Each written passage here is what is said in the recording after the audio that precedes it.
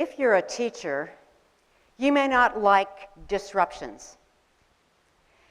Most parents will not take it as a compliment if someone refers to their child as a disruptive force.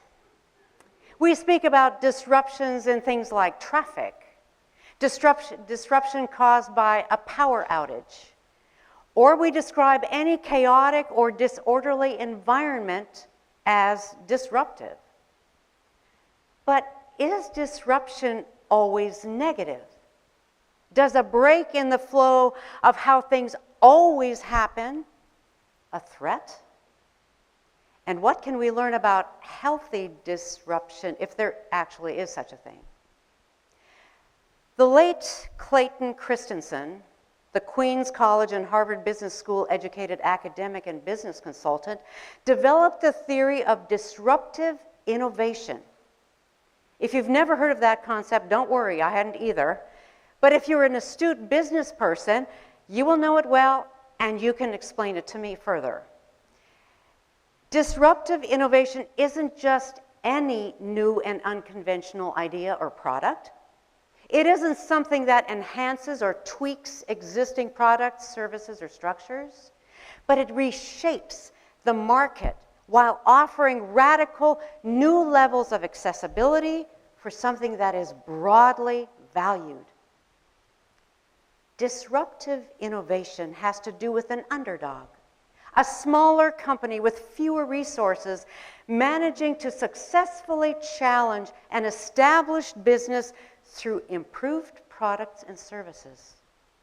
Now, while established businesses or industries focus mostly on the most demanding and therefore profitable customers, the upstart or the underdog looks carefully at all of the customers in order to make it more affordable, more acceptable, more adaptable, more sustainable for the greatest number of people, regardless of their economic status.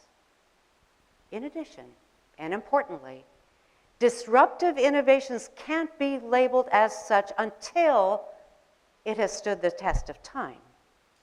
So in summary of this definition, disruptive innovation in business includes accessibility, fair pricing, simplifying worn-out delivery systems over time.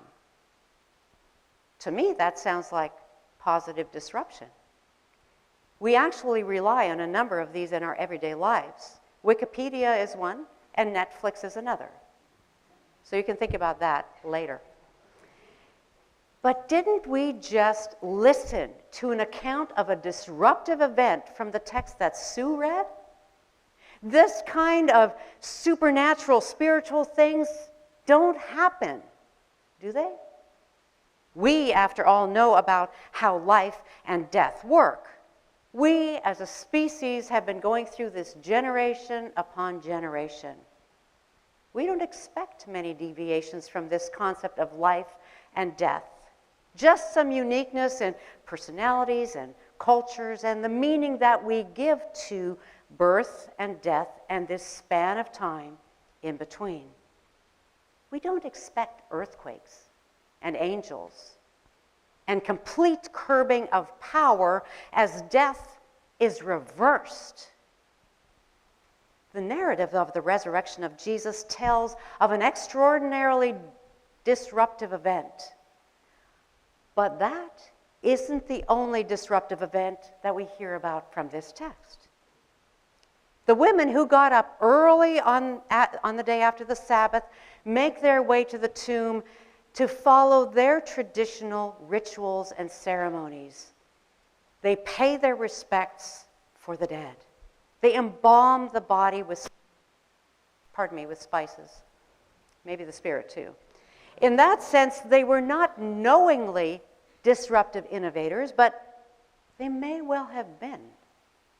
Hold on to that thought. The women approach the tomb discussing their biggest problem. Who will move this massive boulder away that was placed at the entrance of the tomb? If that didn't happen, well, then they were not able to pay their last respects. That final part of the text that Sue read was probably not something that the women saw happening, this actual disruptive event. So the details of the stone and the angel and the guards were given for us, for the reader's benefit. As the woman approached the tomb and take in this unexpected scene, they could have thought, well, that was a disruptive event and we can now move on. It's already happened. And as we heard last Sunday, Easter Sunday, they came face to face with someone they did not know, told them something they needed to proclaim. This white-robed being or this angel made an announcement. Actually, it was merely a reminder of what Jesus had already told them. But they followed this with a commission to let the others know. It strikes me that this angel didn't feel the need to describe and define what had just happened. I mean, they had this chaos around them. An earthquake had happened. The stone was gone. This was an angel. Would you not then tell them this is what happened? But the angel does not. So we're fortunate that the women actually pushed through their fear and didn't second guess the angel's judgment in giving them the assignment and went to share the good news with the others. They were still not knowingly disruptive innovators, but were they? Let's consider the other side, the guards and those with whom they conspired. Those are the other players in this story. We cannot underestimate the pressure these guards would have been under.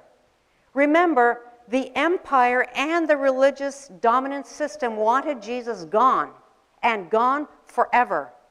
The only way to do that was to execute him and then to secure his remains so that his followers would not steal the body and spin a conspiracy theory. It was the guards who stood in the gap, this place of guaranteeing security.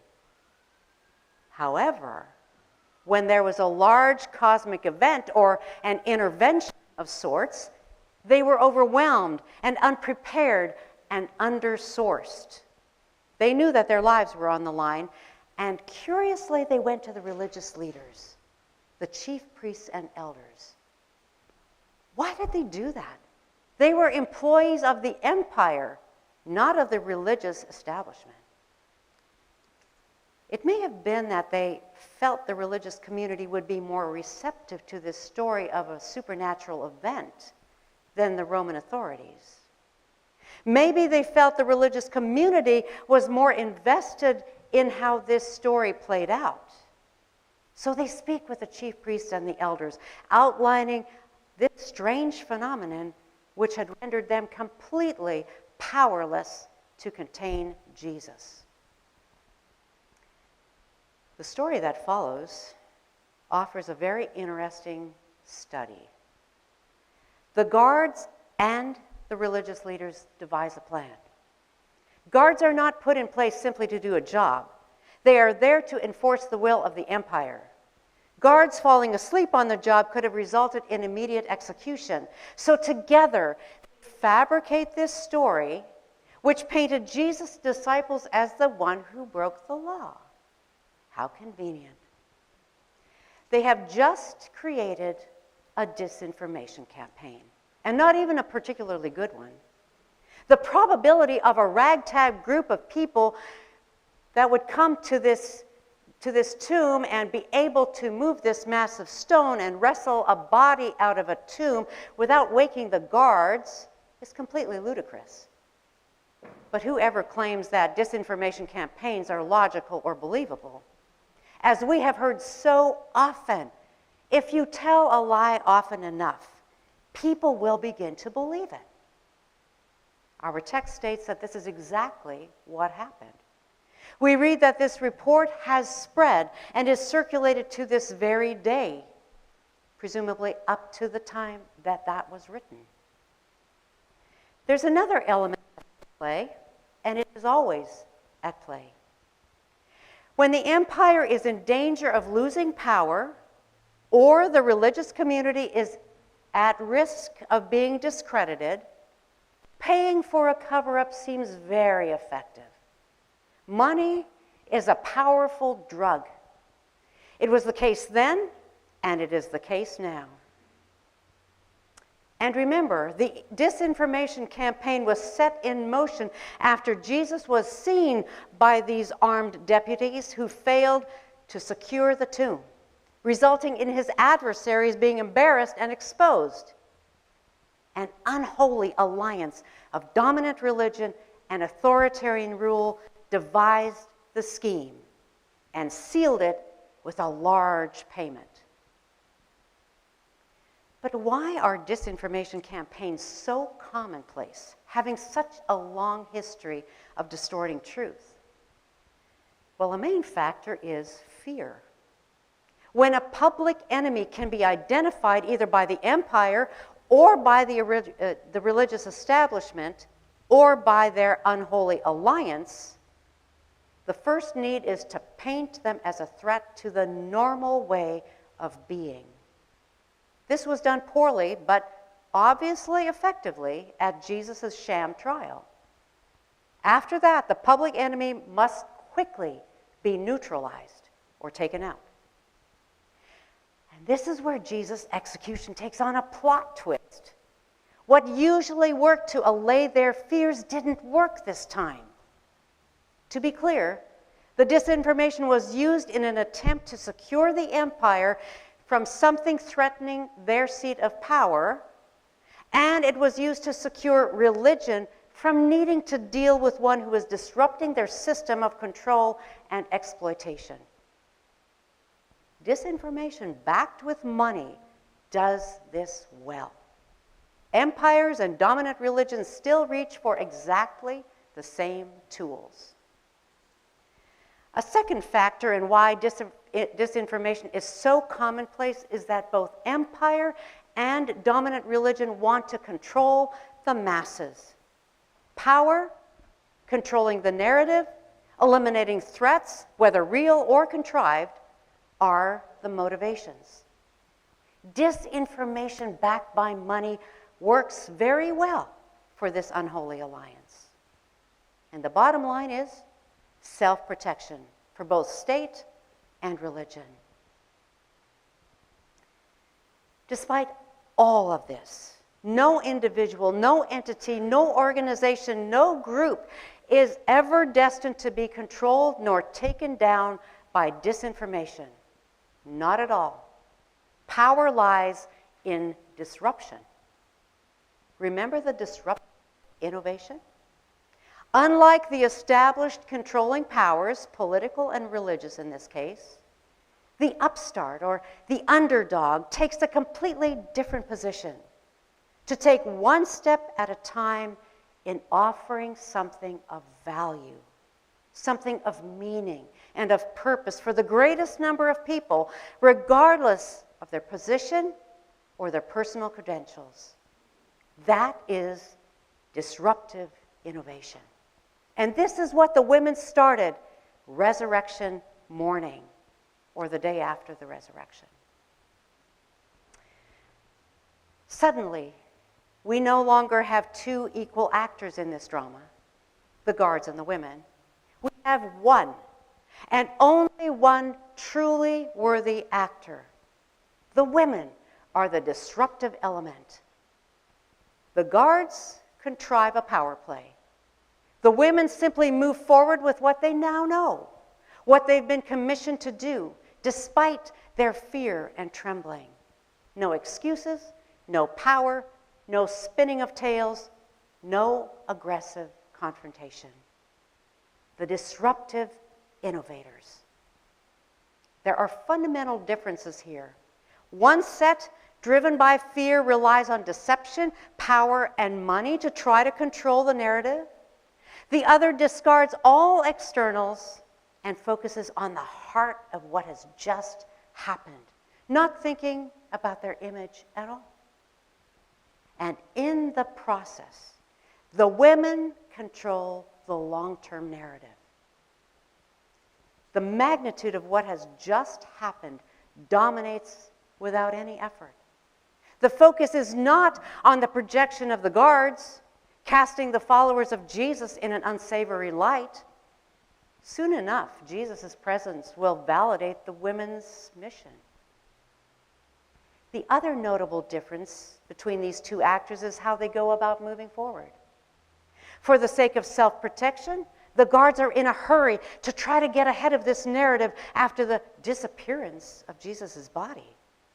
The women seem to hurry as well, but out of excitement about this good news that they're about to share. Their story did not take hold quickly, and it took some time to settle into a plausible, transforming way of life. One was self-serving, the other was self-sacrificing. One sought outside alliances to corroborate a story that was a total lie. The other simply told the story, which became very good news. Because of all of this, we can begin to see disruption differently. We may realize, maybe for the first time, that disruption doesn't have to be loud, public, brash, offensive. Disruption can be transforming for a wide swath of people. Everyone, really. It needs no disinformation campaign to accomplish this. We may be disruptive innovators without knowing it. In fact, I think we are. We too forge ahead for the sake of a transforming story and a life-changing relationship. We too are surrounded by disinformation which could leave us completely intimidated, angry, and demoralized. But like the women, we can simply go about our business, which we know has been tested over time. We too may somewhat feel like an underdog, with fewer resources, yet pushing through to offer the good news to everyone, regardless of financial standing, gender identity, race or creed, or whatever other barrier we have created. We too observe unholy alliances between empire and dominant, but that does not need to debilitate us or derail our resolve to carry out our mission, our assignment. We too see how rigid and inhumane the constructs of empire and dominant religion are, but can consciously refuse to copy their strategies and their methods. We too have a mandate much bigger than either fighting or conforming to disinformation campaigns. We too can keep declaring the story we know to be life-giving, offering resurrection over and over and over again. And we too can go about our business unperturbed. We know who we are, and that we also experience earthquakes and angels and massive boulders which are moved out of the way. But the central story is always about Jesus, the Christ. May it always be so, and may God help us. Amen.